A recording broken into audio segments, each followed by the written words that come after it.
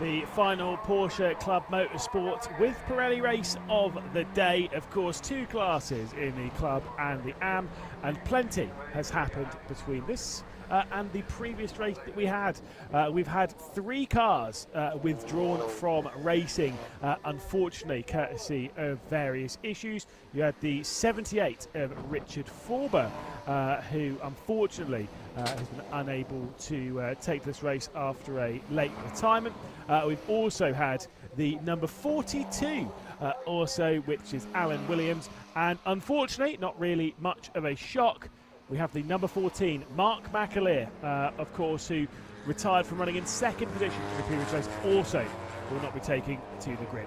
So let's take a look at the starting grid then. It's Simon Clark who'll be starting from pole position alongside Jake McAleer in the 144 guy, who had a bit of a struggle at the start of the race in the previous one. Ed Hayes will be starting from third position alongside Jonathan Evans on the second row of the grid. Behind that is Jim Bryan and Pete Evans, before we get to Richard Baston, Chris Dyer, and the final two drivers that are in the Club Championship that take part is Harrison and Burke. There'll be a bit of a gap back on the grid before we'll get to Darren Labbott, who'll be starting from the amateur pole alongside Andrew Porter. Then the next row of the grid sees Jamie Callender alongside Shiraz Khan, who started from the pit lane in the previous race. Wayne Gregory will start alongside Tom Andrew back there in 15th and 16th positions, which will end up being row 13. Three more rows to go with Julian Dye, Brian Richardson, Jason Brown and Timothy Harrington in 20th position, with Jeff Harris all alone on the final row of the grid. So the two classes ready to go racing in what was, like I say, a pretty dramatic opening race of the weekend. Simon Clark was able to take victory. We've already got a car stationary in the number 22. So that is a bit of a shame, unfortunately, for Pete Evans in the Par Motorsports car, as the marshals come straight over to communicate. That was coming through Knickerbrook, coming up towards rather Knickerbrook. So the Hislop chicane. So getting some communication. I think we'll have a bit of a delay to the race start courtesy of this, but we'll cross that bridge when we get to it, as the marshals instantly get to pushing that car. As I say, though, Simon Clark was victorious earlier on in the day. Jake McAleer would be in second, and Ed Hayes would be in third position in the pro, or in the club rather, category. So pro, but I said because it was AM. The AM category was Andrew Porter, Jamie Callender, and of course Wayne Gregory. Shiraz Khan would start from the pit lane and rise all the way up to fourth in class. Watching the marshals put in some hard work. Some extra lock being added, of course, the 22. Not sure as to where their plan is for this car to go, because of course it can't really just be left out there on the circuit. So all of this done with communication between this and of course the starting gantry, where race control will be well aware and monitoring closely as to how this is going to unfold and how it's going to impact the race, as to whether we are going to get a delayed to the race start proceedings. I believe we almost certainly will, based on this. Anyone confused as to where they're parking this car? Finally, they found the spot. They found the spot. Leaving it here so it's out of the way if you're going to skip through the chicane, and not really in a position where you'd suspect the car necessarily to go. So race control will give that the all clear, and we'll have to wait and see as to whether the 25-minute race will be set straight underway. They're all in position, they're all ready to go on this side of the field. The marshals would already have waved the green flag at the back, and you can see there on the left-hand side the race control where the starting gantry is, passing on the information to the driver with that little yellow board. So whatever's on the other side of the delayed start board. As I think I was going to say, they were given the note from race control that probably isn't the safest place to leave the car. One car can get there, obviously. I know it's from being pushed there, but yeah, a second car fairly likely. Getting the notes then from the other marshalling team as to where to put this car. This will definitely delay the race start. Obviously, they're all positioned on the grid and ready to go. They should still theoretically be able to get to the race going without another requirement of a safety car. So, all in position. hopefully that car is moved out of the way. Again, a bit of a shame there for the 22 of Pete Evans, especially after not even turning a lap of the race. Did finish in 6th position in the club category earlier on in the day, and alas will not turn a single lap in the second race of the day. Race control still taking their time, as rightfully so, to make sure that the car is comfortably out of the way, and then we'll get this one underway. We are getting told it is going to be another green flag lap potentially from race control, which will obviously take off a couple of minutes from the. In fact, I have seen we will now be running a 22-minute race, which does mean that we will get another green flag lap, which is generally how they play these things. Obviously, if there is a delay to the race start. If it's short, they can just get the race started. However, if it's a slightly longer delay, obviously cars can overheat and such. And also, it's always better just to make sure that everything's settled by just doing another green flag lap. So that'll be the note from race control. We'll get one further green flag lap. They'll head their way around the circuit once more before they get into position and go for 22 minutes of racing. There's the note from race control as to, you can see it on the left-hand side where you've got the little Oulton Park, then you've got a little hut just below it, and you'll see yellow boards being held up by the effectively the race starter, the person who's in control of the lights, who's in control of the boards, who's in control of making sure that everyone is in position and ready to go. So the green flag then is waved, meaning that, as I said, it's a green flag lap, so it's effectively a second formation lap. The race has not started yet, but because of how this works, we will have effectively a lap removed from the race, so 3 minutes removed. Everyone sat up there, probably getting a nice tan actually. It's turned into a lovely day. It was already quite warm, but now the sun's completely out. There's no, well, there's still a few clouds in the sky, but you know, it's not as overcast as it was earlier on. Still quite windy. That's one thing that has been noted quite a lot through the day. It has been quite windy out at Oulton Park, and you can see that even by the trees there as they come along lakeside. They're being moved around quite a bit. The wind was around 30 kilometres an hour earlier. I think it remains around that roughly. It still is pretty swiftly. 30 kilometres an hour is pretty fast if you aren't aware of your translations of units. That's about 20 miles an hour of wind. 32 kilometres an hour is 20 miles an hour of wind, but plenty fast enough to make some form of effect. You can see there with the marshal that's holding up that green flag, it's a headwind effectively from where they are now, which does mean it's a bit of a tailwind going down into the first corner, which can make things a little bit awkward. These aren't aero-dependent cars, but you'll even have known this, you know, sat at home, you've driven down the motorway, or you know, driving on a country road, you're driving, you're protected by a load of trees, suddenly the trees stop and you can feel that wind on your car. It's the same, you know, racing around here. Obviously you're racing around to the absolute limit of the car. The, you know, wind does affect it. It might not be quite as much as it would be, of course, in an open wheeler that requires downforce, or even a GT, or even, you know, the British touring cars, but it's enough to make it slightly noticeable. Whether it will cause any dramas, we'll have to wait and see. I doubt it very much. It hasn't done through the day. At least wind's not been the major cooling point for it. But still, thankfully up at this part of the circuit of Druids, you're relatively protected with the trees around. Still can get a little bit windy, but generally speaking, the wind direction and such doesn't become a major factor, which is quite good because it's a very difficult corner anyway. So they're heading down to the Lodge corner. They'll put themselves back into their grid slots. They've got themselves back into the right mindset. They'll position themselves and the race will begin again. We're down then 4 cars from the original allotment back in the previous race. Of course, those ones withdrawn if you didn't join us just a few seconds ago.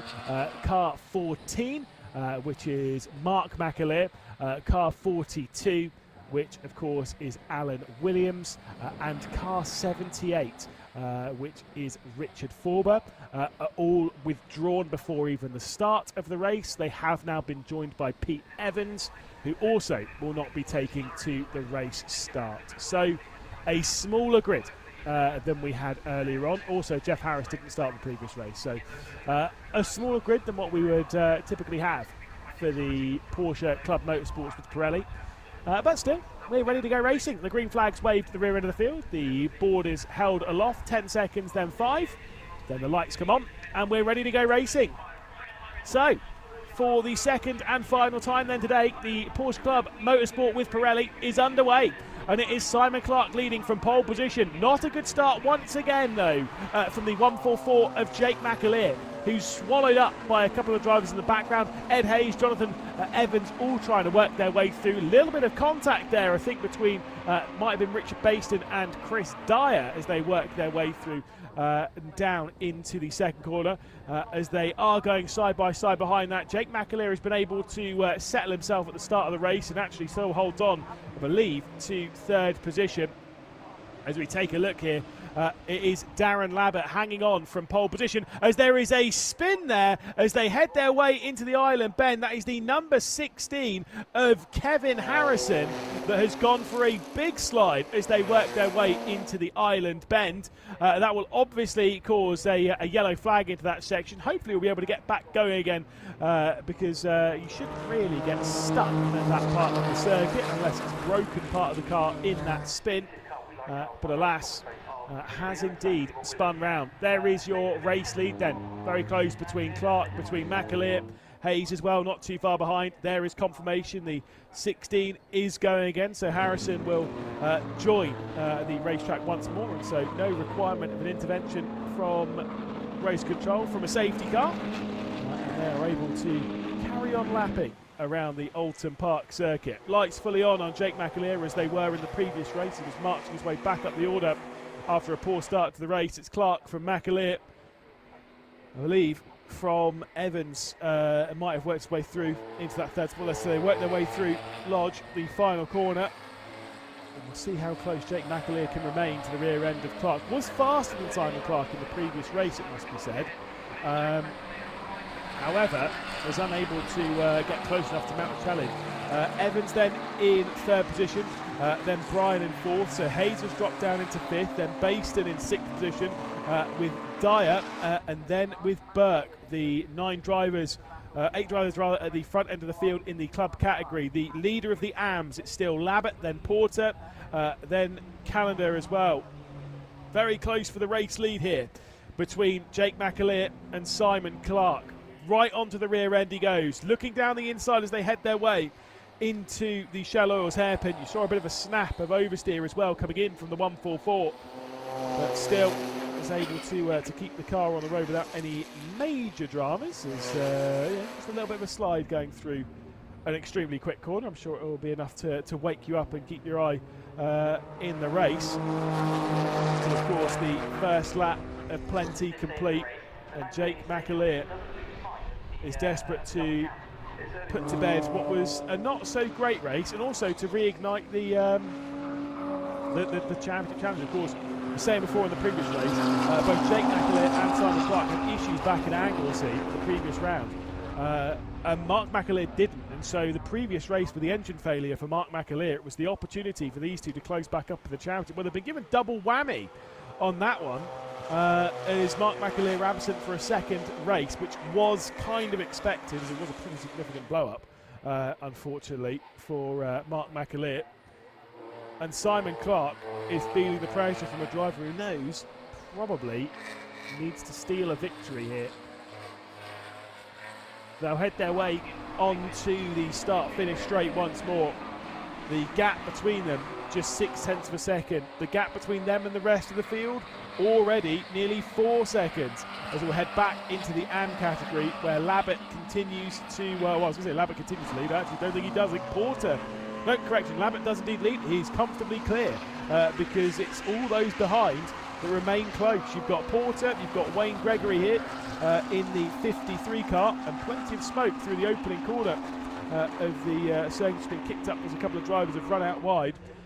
It's Labbett leading as Porter, then Gregory, then Shiraz Khan, then Callender has dropped back then into 5th position. So Wayne Gregory's gone up 2 positions. Calendar's gone down 2 positions. Then Andrew Brown, Richardson, Harrington, Dye and Harrison right at the rear end of the field after that spin. Harrison will probably have to come through this field fairly shortly. Of course, did have that spin going through the island bend on the previous lap, and so will have to find his way through this group. Also into the pit lane on this lap came the 32 of Hayes. So Hayes from the rear end of the club category has been in pit lane. Could be a switch here for second in class. The up and under coming. Porter trying to keep Wayne Gregory at bay. Gregory to the outside. This might not work out for Gregory. He's going to have to back out ever so slightly. You've also got Shiraz Khan defending from Calendar behind as well. Bit of a running out wide there. Just maybe a little bit off the corner was Porter. And there Gregory very close. The gap for the race lead has opened up beautifully for Darren Labbott. It's now 2 seconds. Labbott is clear of this whole group. You can see him there in the foreground working their way through Druids. There's the 44 of Porter in the black car, the dark blue of Gregory, the white of Shiraz Khan, the white, black and red of Calendar as well. Behind that, also joined in the fight, is Andrew in the 77. Dropping down the hill to complete another lap. 16 minutes left to go of the race, 5 complete. Fastest lap of the race just came in from Jake McAleer, who's second in the race, putting the pressure on Simon Clark, your race leader. Things are close at the front of the club championship, as they are close here as well. This is back to the top of the club, and it is Clark still leading. Jake McAleer looking to the outside as they head their way into Shell Oils. No opportunity though, just yet. Things still remain tight. Back though into the AMS. And that gap's growing a little bit for second place, as Wayne Gregory not quite able to keep up as aggressively with Porter, as still once again searching for the opportunity is Jake McAleer. You can imagine it might be a little bit distracting having the lights on, the full beams on there for the 144 of Jake McAleer. Simon Clark though, we won't even pay attention. Probably not even sat there thinking there's a car behind him, just focusing on the road ahead, focusing on taking another victory and taking the clean sweep here at Oulton Park. Jake McAleer's got all the work to do. Where's that opportunity going to come? We've already seen a couple of slides coming in from McAleer here in this race. Again, just back over to the racing line, flicks it through the final proper corner as they head their way up now Dearly. They go through Lodge. Off the road is the number 12 of Calendar. So that's down at Knickerbrook. Off the road has gone Calendar, and now will drop down the order quite a few positions. Obviously involved in that fight with Shiraz Khan, Wayne Gregory, with Porter as well. So clearly has either been wrong-footed or has wrong-footed themselves. This is that fight that we were talking about. So the car we just saw off the road was a part of this fight, was behind Shiraz Khan. Great exit there, coming through the final corner, both from the two that are going side by side, and from Shiraz Khan as well. Going to be 3 wide into the first corner at Old Hall. No. Wayne Gregory on the inside though, on the furthest left, is going to send one down the inside for second in class, trying to get past Porter. Can't do it just yet. Once again, mirrors being filled as Shiraz Khan's trying to find their way back into the mix. Flicking it through the right-hander and then to the left at Cascades. And I believe after all that drama, after all that side-by-side, not a single position switch there. It still is Porter ahead of Wayne Gregory, ahead of Shiraz Khan. So no major switches. It's all settled its way out, and things have all calmed their way down in this group. Still at the front of the field, it's close between Clark and McAleer. 0.3 of a second between the pair of them. Big gap back, 0.9 of a second back to Evans. Then it's Bryan, then Baston, then Dyer, then Burke. The 7 cars that are in the club category at the moment. Behind that in the amateur category is Darren Labbott continuing to lead from this whole train. You've got the 44 there of Porter, of Gregory, of Shiraz Khan. Also now joined in the fight by the number 77 of Andrew as well. You can just see there, flicking through. Here's the move for the race lead though. Straight to the inside comes Jake McAleer, committed at Old Hall, and straight through at Old Hall as well. Simon Clark dropped back to second, instantly going for the up and under. Can't quite do it. He might be denied the clean sweep here, as they head their way into the likes of Cascades. That'll be a big shame for Simon Clark.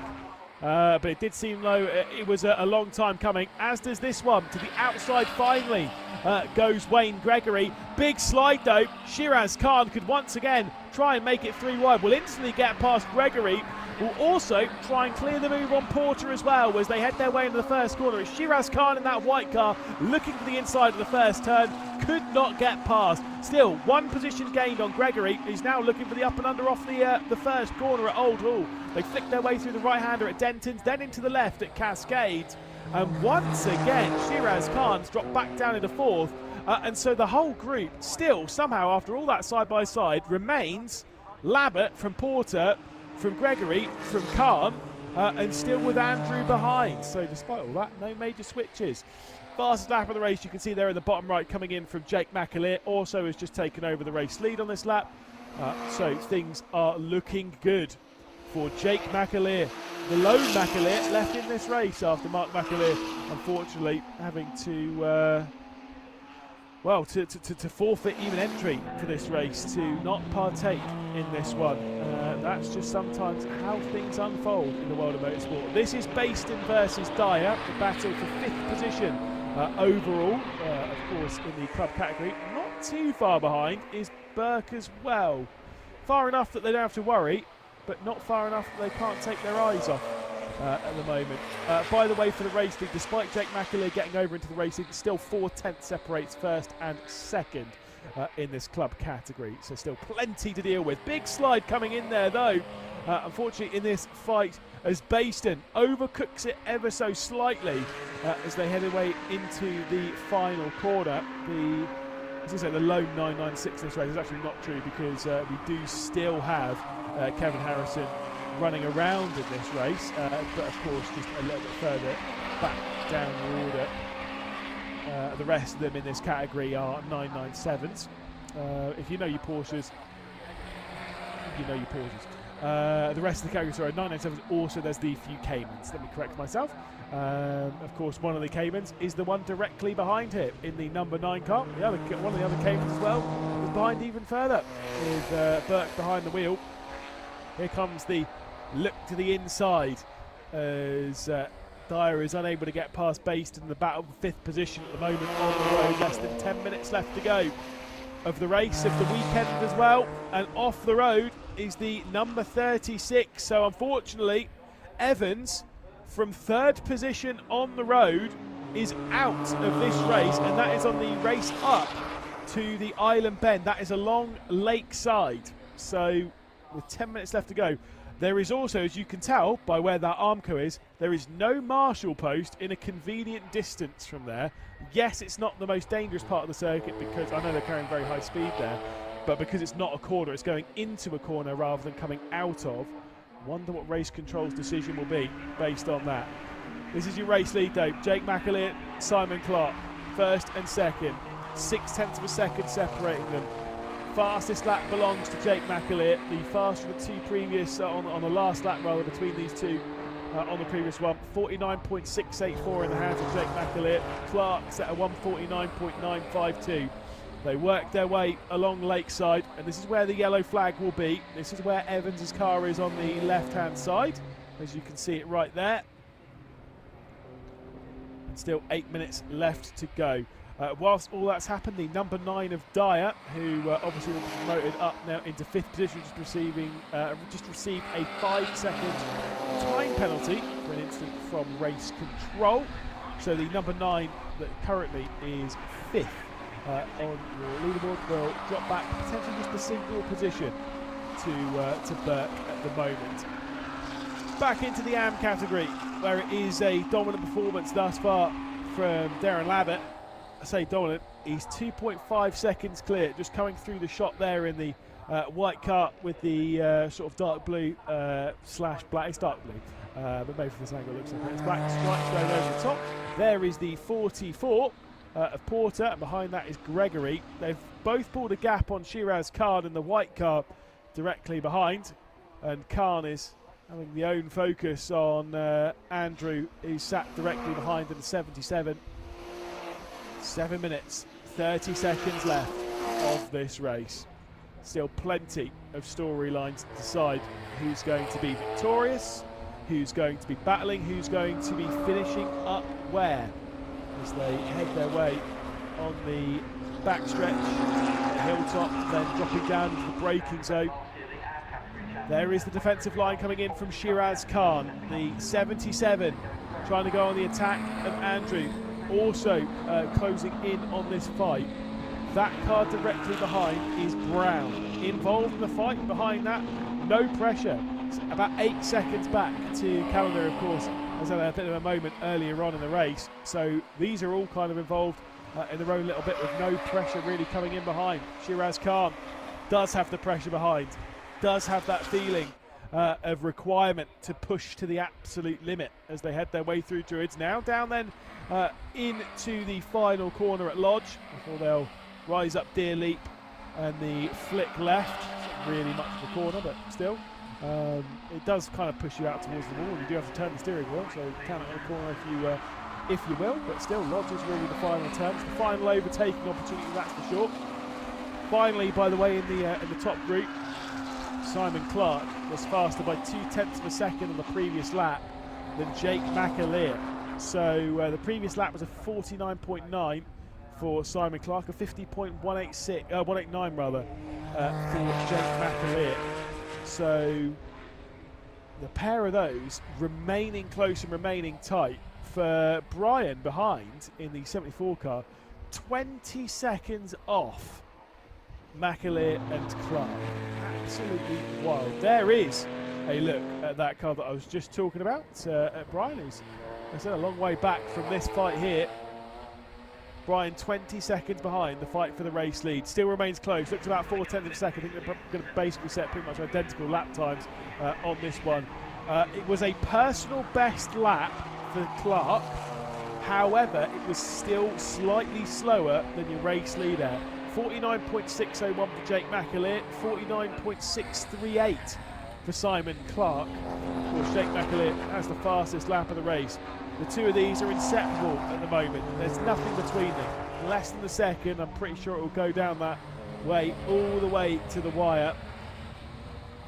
Simon Clark will throw everything that he possibly can to try and maybe get on after Jake McAleer, to maybe find a way past. We'll head back to Shiraz Khan though, who's in 10th position overall, who of course runs in 4th position in category. This is the battle for 2nd in category, as Gregory is still unable to navigate a path past Porter. So it's Gregory in 3rd position, Porter in 2nd, still Labbott in 1st, comfortably ahead of that. Behind it, although, is Shiraz Khan, and then it's Andrew, then it's Brown. And those 6 cars battling over the top 6 positions, obviously, but also remaining relatively close. Basically, it's at that point where if Labbott makes even a brief mistake, a slight misjudgment on the circuit, that win will probably fall through his fingers. So it needs to be a perfect drive for the next 3 minutes and 50 seconds, potentially plus even a little bit more, because depending on where Jake McAleer is, with 3 minutes and 40 seconds left to go, as there is a bit of damage on the rear end of Baston's car. Where that's come from, most certainly contact. See if there's any damage on the front right of Dyer's car, who doesn't have a 5-second post-race time penalty, sat directly behind. Based on where these are though, and where our race leaders are, they're crossing the line now, so we'll have 2 laps left to go in this race from this point. Jake McAleer, who's finally stretched the gap. It's now 1.2 seconds from Jake McAleer to Simon Clark. It's 30 seconds back to Brian, basically. He currently sits in 3rd in class, so an enormous margin at the front end of the field as the top 2 consistently lap faster and faster and faster than the rest of the field. And in fact, that lap time from Jake McAleer was a 1 minute 49.259. Confirmation on the bottom right of the screen. Fastest lap of the race coming in from Jake McAleer. Meanwhile, Richardson in 7th position has also been given a post-race time penalty, I believe of 5 seconds. Currently runs 7th in the AM class and 13th overall. The number 5 car then given a post-race time penalty. So a little bit of lap traffic to be navigated for our top 2 as they head their way up towards Druids for the penultimate time, with them being roughly 1 minute 50-second lap time. It will be close, you know, as to whether we do get this as the last lap or it's the next one. Let's keep an eye on it and let's see. I think this one will be the penultimate lap. No, it will be. It's fine. Yeah, no, it's fine. We're coming on. I was literally trying to do some maths, but yes, by a couple of seconds, we won't have enough time for 2 added laps from this point. It will just be the one final lap of the race then from this point on. They're setting about 1 minute 50 lap times. There was 1 minute 46 as they cross the line, so they can't possibly do 2 more laps from this point. So this is the last lap, and it is Jake McAleer leading from Simon Clark. The gap for the race lead back under a second. It did grow to 1.2. It's closing up once more. The pressure is being dished out onto the shoulders of Jake McAleer once more. Can he survive the wrath of Clark, who's right onto the rear end, who's dishing it out as best he can and has closed up even further? Jake McAleer might be having a couple of last-minute struggles here as Clark is digging deep, trying to find their way into the mix, trying to find the way into the battle, trying to find the way back into the race lead. Where are the opportunities though? You've got this one here at Hislops, you've got Druids if you're brave, and you have the final corner at Lodge. That's it. We are running out of opportunities at the moment as Jake McAleer continues to lead. They head their way through the right-hander. They turn their way left at Clay Hill. Where is this opportunity? Surely there is one left for Clark. Surely there's another chance where he could dive down the inside. Not into Druids, leaving one final corner then at Lodge. And a big slide as well, and a huge catch from Jake McAleer. Excellent car control as Jake McAleer almost seeming like he was showboating there. I promise you, he's just on the limit of the car as he's just about able to keep Clark at bay. Through the final corner, the timer hits 0, the checkered flag is waved, and Jake McAleer is going to win here at Oulton Park by less than a quarter of a second. But my goodness, did it nearly go up in smoke and debris as they crossed the line. Incredible between McAleer and Clark. Quarter of a second. And then we have the long wait back to see third over the line as Bryant in the number 74 car will come through the final corner. It's been a lonely run through this part of the race for the number 74, but up to the line to finish on the final step of the podium to see the checkered flag. 38 seconds behind the race victory. Absolutely crazy. Close battle here between Baston and Dyer. However, Dyer has a post-race time penalty anyway, so no major dramas. So we'll wait for our race winner of the AM category. There comes Darren Labbott, who is our race leader, a dominant race leader here in the AM category. One final corner to tick off, and Labbott will cross the line to take victory here at Oulton Park, and a superb performance from the number 52 to have taken that victory. Of course, did finish down in 6th position in the previous race as it was Andrew Porter who was able to take victory in the previous one. Porter able to come across the line in 2nd spot, so a 2nd and a 1st over the weekend. Still solid results, but what a drive and what a moment from Jake McAleer. Huge slide in the penultimate corner at Druids. He's able to keep the car pointing in the right direction, sort of.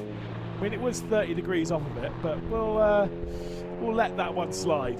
He'll work his way back into the pit lane. Simon Clark will have seen that and probably would have had to have backed out for that, because seeing the car going slightly sideways, you think, oh, maybe I can take advantage here. But when you see that car go sideways like that, you're always ready for them to overcorrect it and then flick over. And if you're trying to take advantage, then that is going to be right in front of you.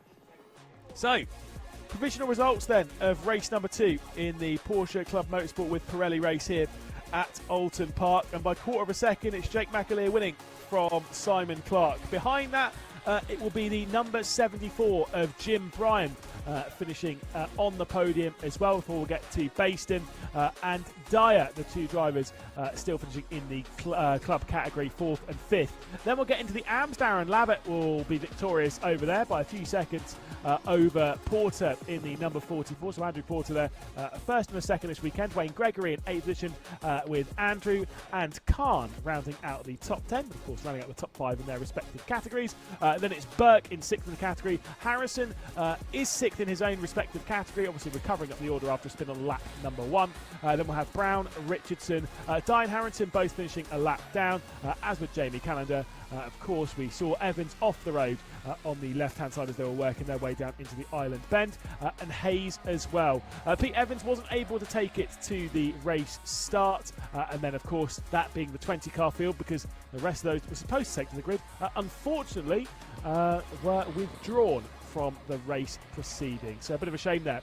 Of course, the championship will return to the Silverstone Grand Prix layout. Again, the championship started at Silverstone this year on April 19th. That was, of course, the national layout. It will be returning there on August 2nd to take on the full thing, to take on the Grand Prix layout for the Porsche Club Motorsport Championship with Pirelli. Thank you so much for joining us here at Oulton Park. We'll see you in just over a month's time when we'll go racing at Silverstone. Until then, bye-bye.